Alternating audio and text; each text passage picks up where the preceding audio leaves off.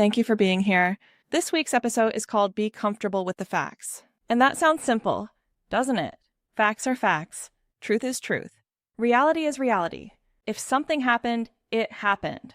If something was said, it was said. If the numbers show it, the numbers show it. And yes, facts matter.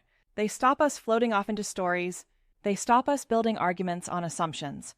They stop us confusing what we feel with what we know. But here's where it gets interesting. Just because something is factually correct, does that automatically make it right? Does it make it fair? Does it make it kind? Does it make it useful? Does it make it the whole truth?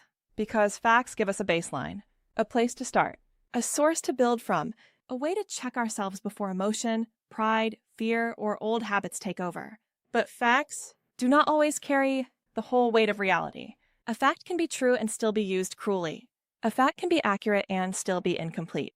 And it can explain what happened without explaining what it meant. It might tell you the date, the time, the message, the number, the policy, the result. But it may not tell you the pressure someone was under, the context around the choice, the intention behind the action, or the damage left behind afterwards. So being comfortable with the facts is not about being cold. It is not about stripping out emotion. It is not about winning every argument with evidence.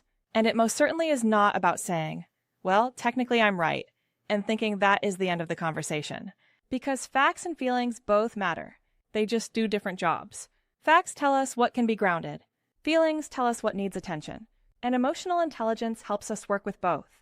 That is the skill. Holding the facts, speaking with intent, listening for understanding, getting your point across without letting anger become the loudest voice in the room.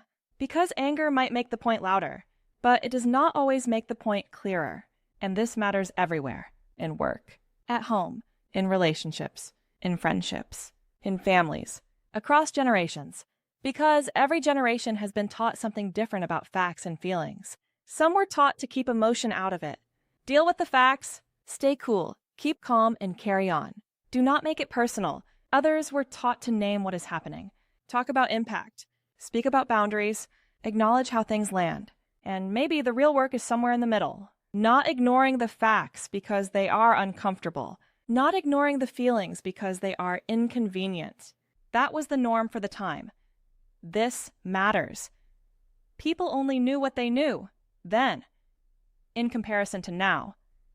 I think it's important to sit with that and accept it. What happens next is where the real value and magic can happen. That's what I think. Because discomfort does not mean change is impossible. Sometimes discomfort is exactly where change starts.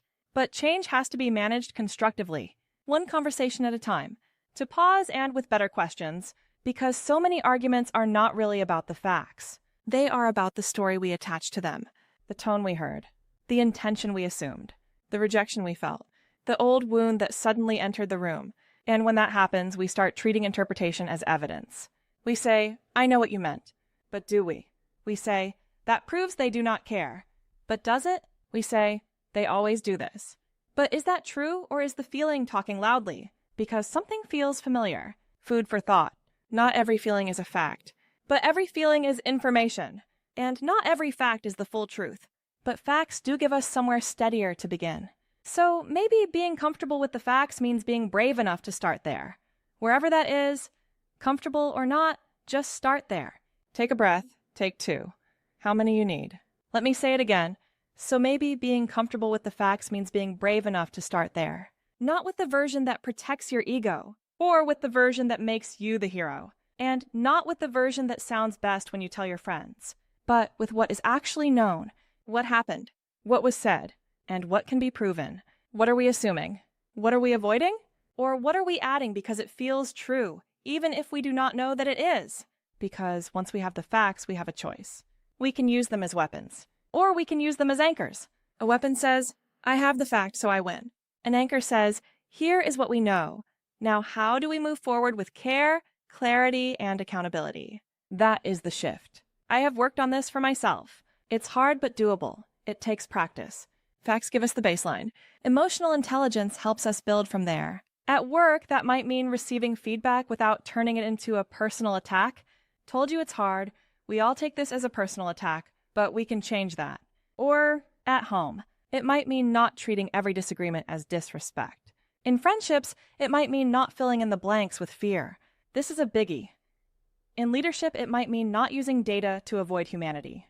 Because being factual is important, but being grounded is different. Grounded people do not ignore emotion. They do not worship their own version of events. They do not bend reality just to feel safe. They can hold the facts without becoming harsh. They can hear feelings without being ruled by them. And that is not easy, especially when the facts are uncomfortable, like in history of past events people and nations are not proud of, when they show us something we did not want to see. Another way to look at things could be that maybe we misunderstood, or we reacted too quickly, that we judged too soon. But that is where change begins, not in pretending, not in defending a story just because we have repeated it for years, but in being willing to say, here is what I know, this is what I feel, here's what I assumed, and this is what I still need to understand. That sentence alone could change a lot of conversations. So this episode is about facts, truth, reality, emotional intelligence, and the uncomfortable space between being correct and being constructive. Because being factually correct might win you the point, but speaking with intent might help you move the conversation forward. And maybe that is the real work.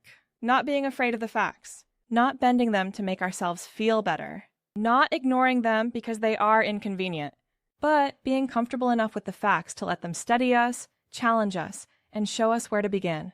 Because reality is not always the story we prefer, but it is usually the place we have to start. Don't ignore that, build from it. This is an AI voice-powered podcast shared by humans who simply want to connect across generations and normalize the art of starting again. New episodes drop weekly. Share it with someone who's navigating their own pivot or who needs to hear that beginnings aren't failures. They're growth.